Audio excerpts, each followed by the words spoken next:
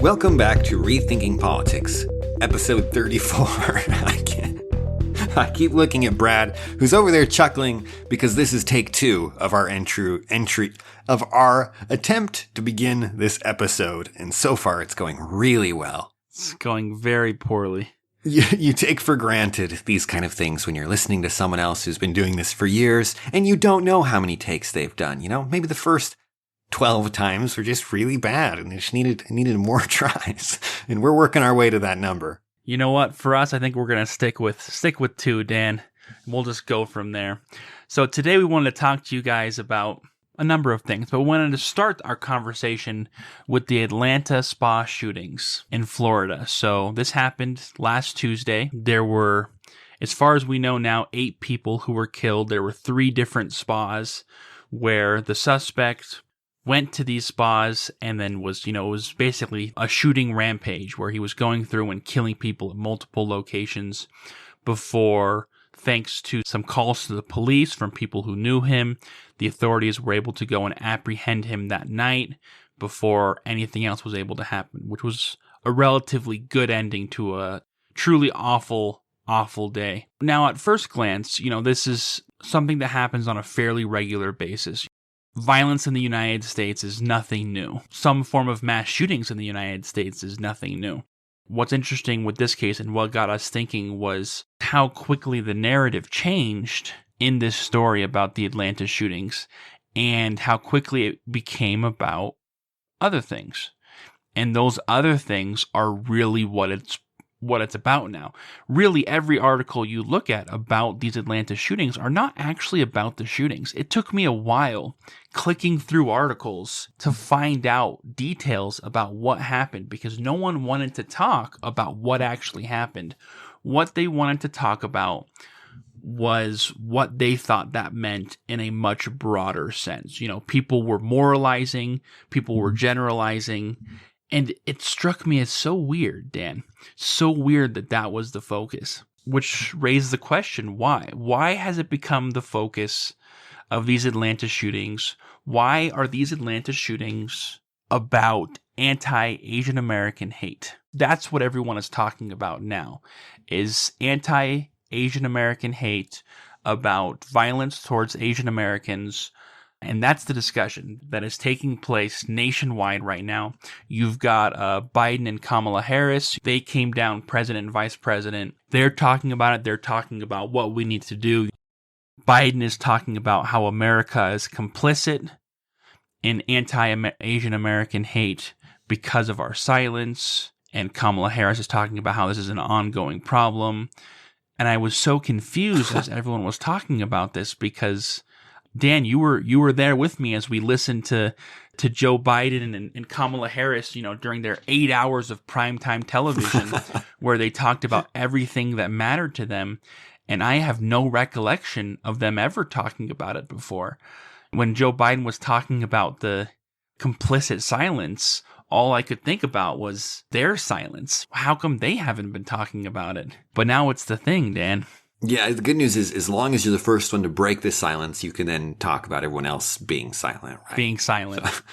So from here on out, moral high ground. It's been claimed. And now the Republicans are going to have to demonstrate that there isn't any problem anywhere or any bias against Asians. Otherwise, they're guilty of this sin that they're being painted with. And so what we're looking at now is a new battleground for the cultural war between the liberals and the conservatives. The liberals have laid down that this is what the battleground is it's anti-Asian American hate. It's racism towards Asian Americans is the new problem. And so, of course, conservatives are going to take the opposite side and say that there isn't a problem. There is no anti-Asian American hate. It's not a real issue. It's something else. These shootings aren't about race. They're about something else. And thus, the battle lines have been drawn.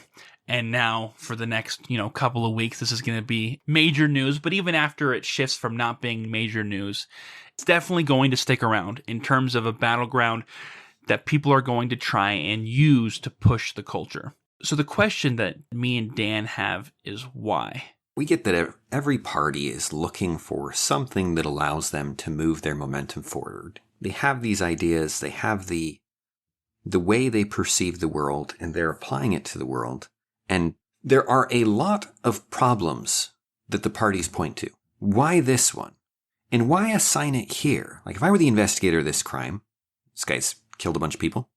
You want to know why. You want to know the motivation. You want to know the degree to which it has been planned beforehand, so you can, what to accuse them with in terms of murder. And you want to know if this is something where the guy just snapped. Something happened. It's in a moment of rage, maybe a moment of where there's some kind of drug or something in his system. And to figure out all those pieces and the motivation and things to then make the case against him in court so that he is tried and accused and punished according to whatever it was that he did. And so to do that, you have to figure out what he did exactly and why he did it. In that process, I would think that I would be looking for evidence, but what would not stick out to me necessarily is the mere circumstances. The entirety of the interpretation that this is racial is the fact that there are a disproportionate amount of Asians who were killed. Yeah, of the 8 who were killed, 6 were Asian and 2 were white, I believe. Is that enough? Is what needs to happen for that not to be your assumption that he kills exactly a proportionate amount of people to the population for you to look at it and be like, this isn't a hate crime, and we know that because he killed exactly the percent of Asians that corresponds to the population, and exactly the percent of black people that corresponds to the population, and exactly the percent of white people, and that he happened to walk into this wonderfully diverse business that had gone by the numbers, that it happened to work out that way. I mean, the fact that this happens to be a higher proportion of a minority, is that enough to justify that assumption without consulting anything about him?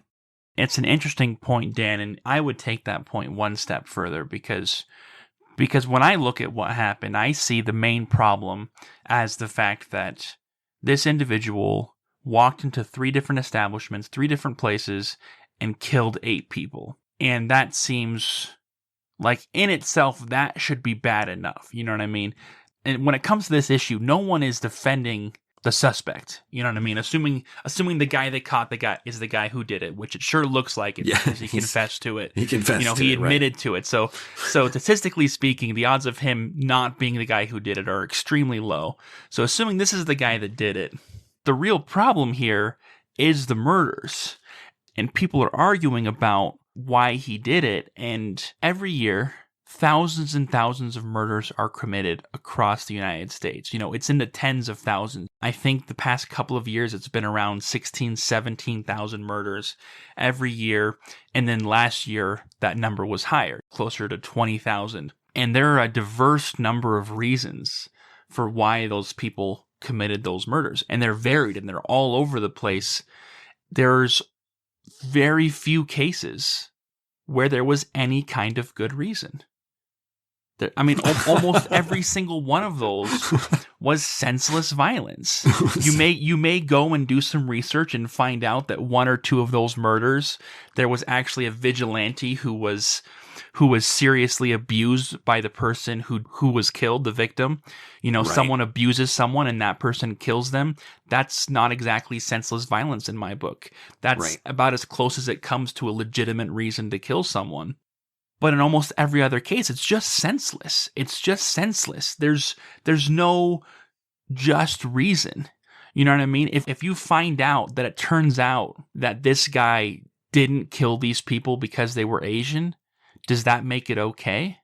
You know what I mean? Is it right. Okay now? If not, then why are we having this discussion? The problem is not whether or not he hated these people or whether or not he hated them for the right reasons. Now, we're not saying that it's not important that it's being classified as a hate crime or whether or not it's classified as a hate crime. I do think it's incredibly important because what we're doing here and what they're doing here as the issue becomes about race is they're changing the conversation. They're changing the focus and the emphasis, and that does have a very important impact. A great example of that is George Floyd. George Floyd was killed by the police in a very unjust way. And right after that happened, what happened was a movement that was Black Lives Matter. This incident happened with the police and this individual. And the narrative that was chosen was that this was because he was black, and what we need to stop is violence against black people. And people are like, well, of course that was the narrative that was chosen. But no, that wasn't the only narrative that could have been chosen. You could have chosen a narrative that was, we need to stop police brutality. That is a very different, but in many ways, equally justifiable narrative. If you want to look at these Atlanta shootings, you could look at them and say, a disproportionate number of these victims were women. And we need to look at sexism as a root cause for these crimes. You know what I mean? There's other things that you can look at, other narratives that you can pick. Yeah, you could talk about their poverty. Yeah, and these narratives have power. These narratives are important because it frames the way that we look at issues. And right now, everything is being framed in terms of race. What matters here is race above all else. It just seems overly simplistic to have it just be about race. Because don't get me wrong, as they're talking about it, and there are articles and stories coming out talking about anti-Asian American hate and how that has risen in the past year because of COVID, because of things that have been said by political figures. You know, Trump has been one who's been called out for blaming China, which has caused some people to blame Asian Americans, which is not a new thing. That's something that's happened historically. You can go back and look at 9/11 20 years ago, where there was an increase in crimes against Arab Americans because of the incident that happened, even though those people had nothing to do with it. It makes sense that that same thing would happen now. And of course, that's an awful thing. No one is defending that. Right. I sure hope no one is defending that. No one is saying this is a good thing. It's just one narrative, and which narrative we choose has a lot of impact. It really does. And which one we choose is going to, as you said, eventually determine which solutions we come up with. And whether or not those solutions work depends on whether or not we pick the right narrative. It seems to me that if you begin with the narrative, you've begun in the wrong place. If you look at a few simple facts and you make all these assumptions, because it's not just that there's a disproportionate amount of Asians who are being harmed in some way, right? That's a statistic that is either true or is not true. It's the assumption that comes with it that they are being harmed because of racism. That is an assumption that must be proved.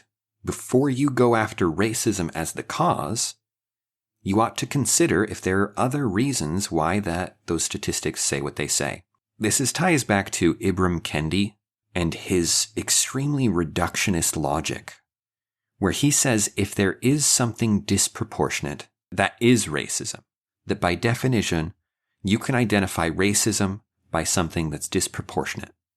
Mm-hmm. And by disproportion, I mean it doesn't reflect the percentage of the population as a whole in this sphere, whatever it may be. Which is ironic because by that logic, in any murder case that is disproportionate against minorities, you have racism. That's a different type of racism than what most people think of when they think of the word. It's a fundamental shift that tries to grab all the people who are worried about racism as we traditionally mean it and pull them into a story that isn't true by that definition, but which is true by his definition, which is useless because it's reductionist and doesn't account for any other factor in life. It doesn't account for even randomness. Mm-hmm. It just assumes racism where there's disproportion. That whole thing gets spun into this narrative about race, where race is the dominant thing, and it's the dominant thing because of racism, and racism must be fought at all costs. And to do that, it's all about equality in numbers. And you make an excellent point, Dan, because if you look at this isolated case, you look at these shootings, and you say, from a more general policy basis, what can we do to stop this from happening again? And you assume that it was motivated by racism, then your answer is, then we have to stop racism. And so then you go and you start pushing for anti-racism programs, Right. whatever those look like. Maybe you increase the hate crime penalties. Maybe you look at having some more communication between communities, try and get people in there to help educate people about racism, to stop these racist ideas in order to decrease the hate against Asian Americans, since that's the root cause of the problem, which is all fine and good. But let's say that upon further investigation, you find out that this murder actually had absolutely nothing to do with race at all. Then do any of those proposals help prevent future crimes like this? Absolutely not. No. Absolutely not. You've misdiagnosed the problem. Which is why, and this is why we're talking about this, is that the fact that we've already decided what the problem is before even having all the facts about what happened here demonstrates that this is not about the shootings. The shootings are an excuse for us to talk about something that we'd like to talk about. We want to talk about an issue, and these shootings give us an excuse to talk about it. We're not talking about hate crime and about discrimination towards Asian Americans because of these shootings. Really, it's because we already wanted to talk about it. Right. And it's just an excuse.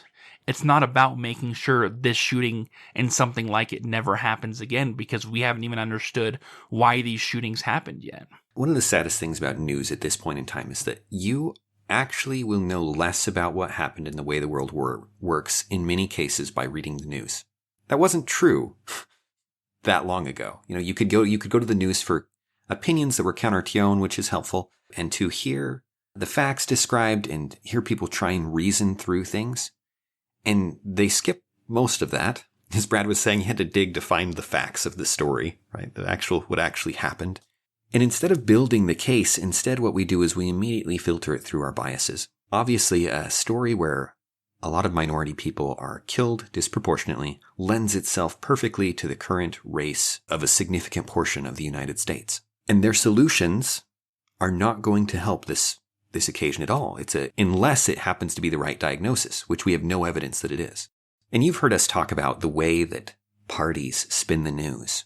When you realize the amount of power at stake in the U.S. federal government, the reach that they have, the amount of money that they direct, even when it's not money that is specifically within their budget and capacity to spend, they are the ones who determine so many of the incentives that they do decide the winners and losers in all kinds of cases. We were talking Texas Energy and how the incentives are such that you're going to get a much better payoff by investing in some things than others, and how that shapes everything, and that shapes so much of the society and even what appears to be a market at this point. And when there's so much power at stake, why not spin these stories? Why not? Mm-hmm. As Brad and I were discussing this beforehand, I was getting very jaded, as is easy to do. And I was like, it's got to, in their mind, be about power.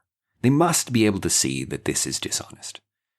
And Brad, I think, rightfully corrected me and pointed out, no, it really doesn't. If you accept Kendi's arguments, you haven't looked at them closely, as most people don't have time to do. You haven't really considered this, what other things might cause disproportionate things. And there are a million factors.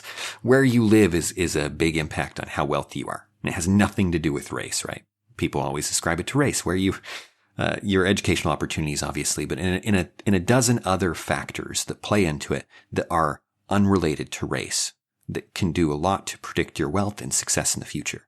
And yet, there will be people who reduce the struggles of minorities exclusively to their race and to discrimination. And with that kind of worldview, where you can reduce everything so simply to that based on a few easily observable external factors, once you're there, of course this is about race. Of course that's what this is about. You already know that this guy is biased. You know he's biased because he's white. And you know that because there is a disproportionate group, racism is involved, right? All the questions are answered for you. You look at a few simple facts, your interpretation is handed to you.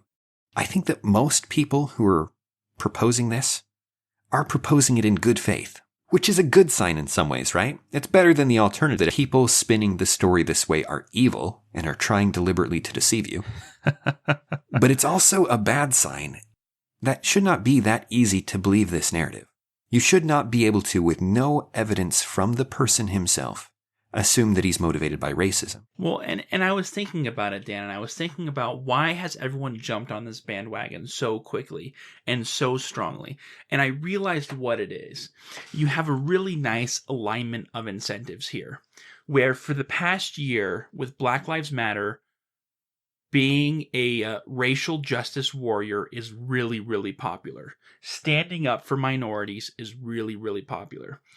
And so anywhere you point out that something is about race and about discrimination that's been going on, you tend to look really good. Well, let me just add to that, the picture you were just painting there, because we're not saying that it's popular now to not be racist. Of course that's popular. That's been popular for a long time. But no one is going to give you a pat on the back because that was expected behavior, right? No, what's popular now is to be anti-racist. Right. No one comes up to you and goes, I just want you to know you're amazing. I don't think you've stolen anything in a couple months. Good for you, right? That's like there's a minimum accepted level of behavior in society.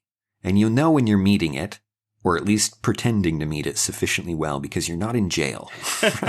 you're varies in different spheres. If you can get a loan, you're meeting it in the financial area, right? If you can do these, there's certain measurements that we have. If you cannot get kicked out of the store, then you're doing it. If you cannot get kicked out of the store, you're doing it while you're shopping. And you don't congratulate people for that. But all of a sudden, I have Facebook flooded with people saying, I'm not a racist. Basically, that's what they're saying. And as you said, it's a change of perception. Racism is wrong. Like they've discovered something new. Yes, as if they've discovered something new that they, on lesser moments in my life, I've been tempted to write on those, like, I'm glad you've had a change of heart. Or something like that. Because obviously this isn't new. These people were not racist before this moment. They weren't tolerating racism before this moment in their own daily lives. Generally speaking, maybe there were a few, in which case, good for them. If this has been an eye-opening experience where you're like, well, racism is bad. Good. Welcome to society. And obviously, Dan, they haven't just discovered that racism is bad. This is not people who are figuring things out for the first time. Obviously, there has to be something more going on. And so the question is what is going on? What has created a situation where people are making the claim, as if for the first time, that these things are bad, that racism is bad, that violence towards Asian Americans is bad. Stances like these are coming out and they're becoming more and more popular for a reason. Right. I think it's got to be tied in part to the new definitions.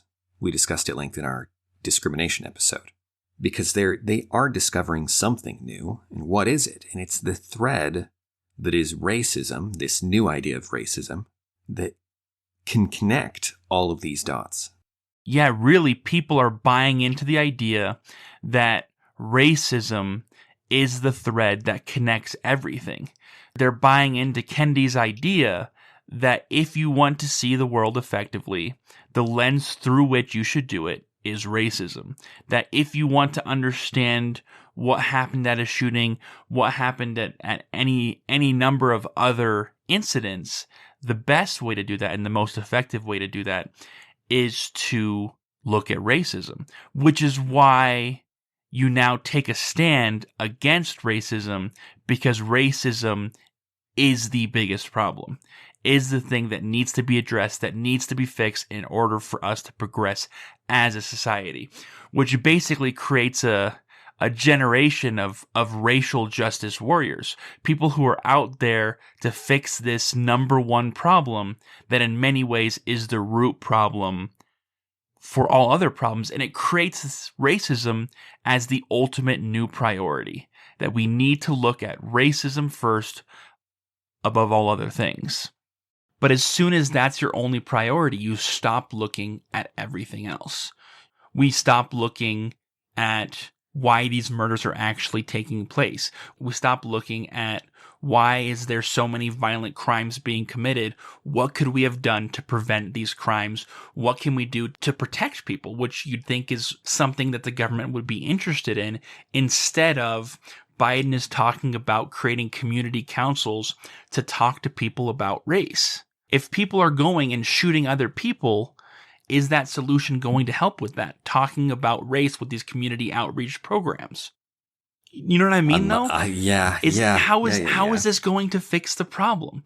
How is this going to fix the problem? It's not going to fix the problem. And that's the real answer, Dan. If you're looking at violence against Asian Americans, there are many different ways that you can look at it. And the best way to look at it is with a holistic approach to get as much information as possible so that you can accurately approach it. But at the very least, please look at the violent part of that, and not just the Asian American part. The fact that we need hate crimes suggests to me that we are focusing on the wrong part. That you need, in addition to the fact that someone was murdered, to determine whether they hated that person based on something arbitrary, some kind of prejudice, that should be an important consideration in the trial. When it comes to the punishment of that person, yeah. Exactly. That this is an aggravating factor. That to murder someone is bad, but to murder someone for prejudice is so much worse that it should be considered as a critical factor in assessing, the degree to which they're punished. It seems to me the problem is that someone was murdered. Yeah, that should be your primary determining factor. Right. If we could stop one thing in this, it's that people are getting murdered. I would much more prefer that people are not getting murdered, and that the real racists in society don't carry out their prejudice through murder, than that you stop the racism, but the dispassionate murderers all continue to, or the passionate ones who are doing it for some other reason than are allowed these few stats that we track. Like, clearly the problem here is murder, and in the scale of good and evil, beyond murder, the fact that this person may have been a jerk to a certain group of people and hold ignorant views about them seems like a footnote. But if you believe that race is the motivating factor in so many cases, and that secretly, whether they know it or not, this drives so much of your behavior, which is growing in popularity, right? Then you'd say, well, Dan, you're not understanding, because secretly it is all about race. Right? And I don't know how to break past that wall with the people we're trying to talk to. Yeah, there's a serious disconnect, because this cultural phenomenon has gone on for so long that arguing against it is controversial. What we're talking about here is extremely controversial, because we're sitting here and we're taking a stand and saying that the main problem is not race. And for so long, the narrative has been framed in terms of racism, that saying that is crazy. I was sitting here listening to you talk, Dan, and I had this thought, and my thought was, and I've had this thought before, racism is being held up as this boogeyman, right? Racism is this boogeyman, but the real thing, and I think something you were trying to drive at there for a second, Dan, is that racism really doesn't matter except in terms of when people act on it. People talk about racism being the real problem, but if you have a bunch of people who are extremely racist, who truly hate some particular group for whatever reason, they have these extreme prejudices, and they keep it to themselves, and because of their racism, they choose not to associate with those people, and they just live by themselves in this deep racism. Let's say theoretically there was an island full of extreme racists who lived by themselves and didn't associate with the rest of the world. Would that be a real problem in terms of affecting the community as a whole, in terms of affecting the community that they're racist towards?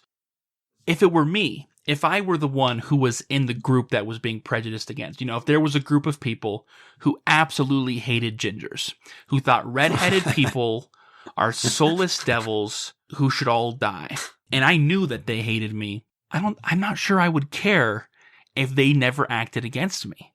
You know what I mean? Right. In fact, there are people, I've heard people say things about gingers and redheads, some joking, but some actually sincere, that some people really don't like redheads, but they've never done anything against me, and so I just don't care, right? It's not the racism that's the problem. in itself. The problem is the actions against those people. You know what I mean? As soon as you get into harassment, as soon as you get into bullying, as soon as you get into serious crimes, things start to change. Absolutely they do. If you go back and you look and you talk to MLK and you look at the civil rights movement, their rallying cry was not, we want these people to stop hating us. No, they were saying, we want these people to stop physically hurting us, to stop physically oppressing us. We want to be able to have rights that others have. That's what they cared about. That was their priority. They didn't want to go and force those people to love them. They just wanted those people to leave them alone. That was helpful. I think that put a few pieces together for me.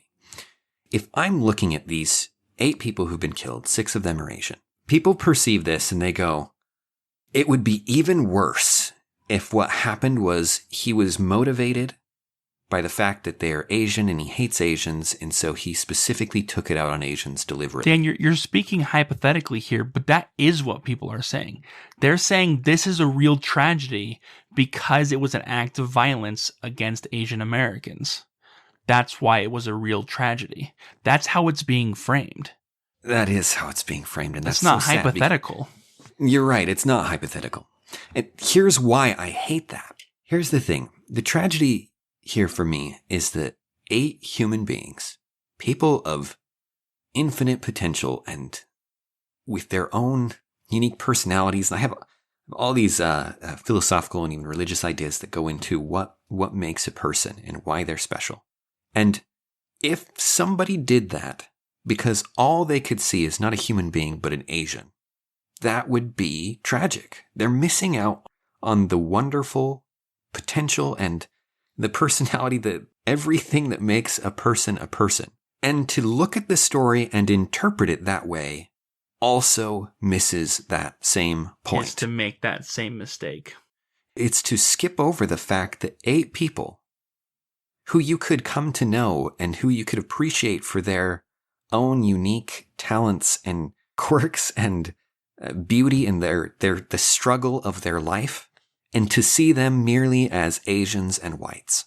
That is to miss the important aspect. And that's why when we say we think we should focus on the murder, not on the race, because what's tragic here is what ended. And what ended was a human life with all of its potential. And yet, here we are talking about whites and Asians, as if that's what's important, as if they weren't all human beings. And that's why this view, I've tried to find the words for it at other times too, why this perspective of seeing everything through the lens of race seems to me to be fundamentally racist. It seems to me to be putting before humanity your race as a fundamental aspect of your humanity. As the most important thing about you. Yes, and it's not, in spite of your race and your color and these external arbitrary factors. You are a human being, and that means something, and that means more than all those other things. Those other things are arbitrary because we compare them to the fact that you're a human being. That's what makes them arbitrary. We look at this richness and this potential and this divinity even, and we say, this is important. Your color, your skin, not important. But we're reversing that again. We're reversing that again by looking at this as 6 Asians and 2 white people were killed by a racist. When what's important is that 8 people were killed. And if what motivated this crime is that he couldn't see that, he couldn't see that this was 8 people, what he saw was 6 Asians and 2 people, then that's a problem. And we want to help people with that as much as possible. But there's no evidence that that's what he saw. But it is what everybody looking at it is seeing. No, and I think you make a good point, Dan, that even if that is what he saw, even if these crimes were 100% racially motivated, that still wouldn't be the most important thing in terms of what happened. That still wouldn't be the defining factor of these murders. No, at that point it would become a critical factor in trying to figure out how to prevent this kind of thing in the future, right? He killed 8 people. And that's why, in a nutshell, that is why racism is bad, right? Because it motivates people to do terrible things to human beings. It gives them excuses. It makes them reduce a person to something less than a person. They make them the other. They make them some kind of monster. And that's a tragedy because they are a person and they have all of this potential and all of this life. And to end that or to harm that is unjust because of how wonderful it is, because of what it is. We risk making the same mistake. No, I really like that, Dan, and help you guys see what we're talking about as I want to clarify a little bit here that what we're saying is not be colorblind, is not ignore the differences between people, and it's also not focus only on those differences. It's to take a more holistic approach of how we look at everything. I mean, it's something we've talked about before and something we'll talk about again, is so many people in terms of politics. And we're not just talking social justice warriors. We're not just talking the left here. So many people, both sides of the aisle in general, want to reduce things. They always want to reduce things in order to win their political battles. And the simpler they can reduce things, the easier it is for them to win. That's kind of just the nature of politics, which is why we think they need to be rethought, because you need to look at the world more holistically. You can't be cutting out the vast majority of the reasons for any particular thing to happen and to still be able to understand that thing reasonably well. You can't do it. Right. Whatever it is, Right. not just in terms of crime, but in terms of everything. You Right. have to look at the world. You have to take these things in order to have any reasonable chance of having a good solution to whatever the problem is. Yes, And yes. and no one seems willing to do that. Yeah, we've mentioned things like a multivariable analysis. If you want to put this in scientific terms, you need to be able to account for all of the things that can affect this. If you really want to understand what's wrong, why things are the way they are, and to do that, you've got to look broader than to one thing. Now, that one thing may play a role, but you need to know exactly how much of a role so you're not wasting your time and resources on things that actually don't have the impact you think they do. And Kendi is the worst at this I have ever seen in anything in the world. He has reduced every difference to discrimination. Yeah, it's one variable. It's is all he racism. It cares is one about. variable. He said there is one variable that controls between different races, and it is racism. And if you've accepted that, so many of these other things are not going to make sense. You're not going to be able to see the other variables. You've already reduced it to one. It's all just different kinds of racism.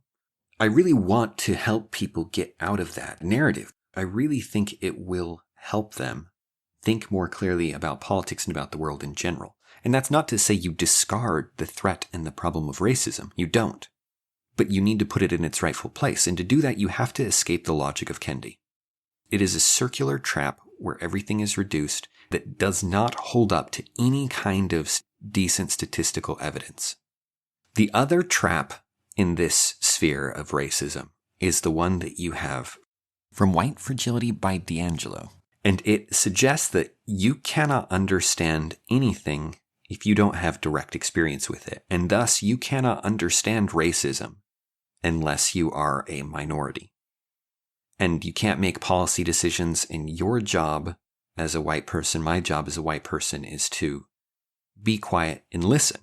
And she argues that if you do anything else, you're simply manifesting your white fragility, is the term that she has for it. And she attempts to put you in a situation where if you object, it's because you're white and because you're racist and because her ideas hurt your power. And so you are left to agree or be ridiculed. Yeah, it's one of those classic philosophical traps, Right. where It's you just a say, circle. hey, the first sign of something is denial.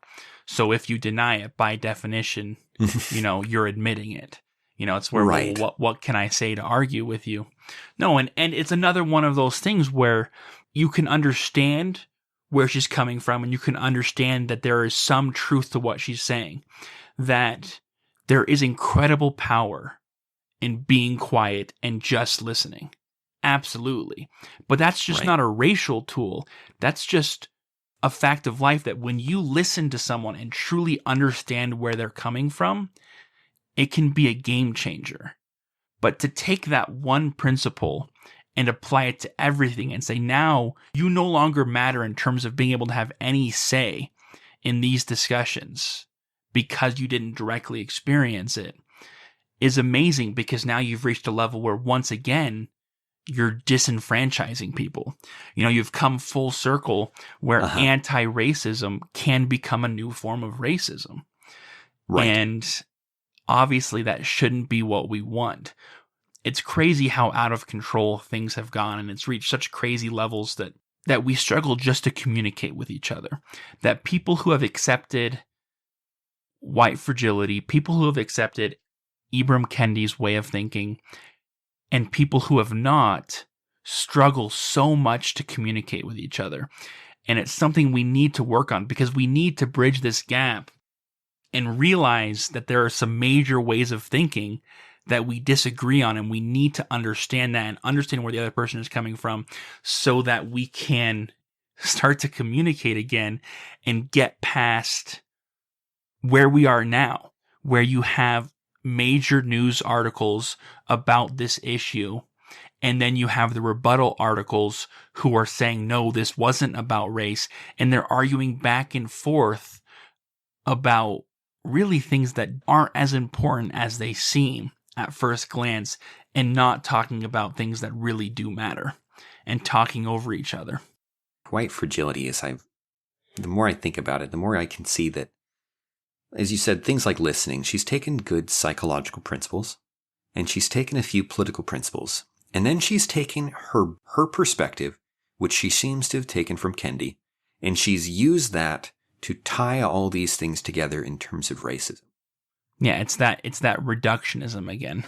Again, right. She's taken all of these and made them about race in ways that the political ideas do not stand with, in ways that the psychological literature does not support, but in which, if you have that already, if you're already in this perspective, it all looks linear, which is why she can get great reviews from one group and absolute disgust from another group. Because it's all about whether or not you've accepted those fundamental reduced ideas. And if you do, then this looks linear. It is not linear. I would love to rewrite her book, but just pull out the race thread, the Kendi thread from her work, and let it stand on its own, and you'd see that none of these ideas are actually related. She tangles them into this one perspective that dominates her world. So now, as we come towards the end of this episode, after having this discussion, well, primarily about racism and how racism is being discussed as the end-all, be-all, and how that shapes the world that we live in, how that shapes our conversations, I've realized that more and more, the end result is that no one is willing to speak up because there are so many disincentives to speaking up. Most individuals feel like the best thing to do is to remain silent. And that's something that I know that I've felt on numerous occasions, and something that I'm actively trying to combat by having this podcast, by saying the things that I think, even though there may be a time that I'm missing information, that I don't have the full facts, and I need to be corrected. And I understand that may happen at times, and that's a risk that I need to take in order to grow intellectually and as a person.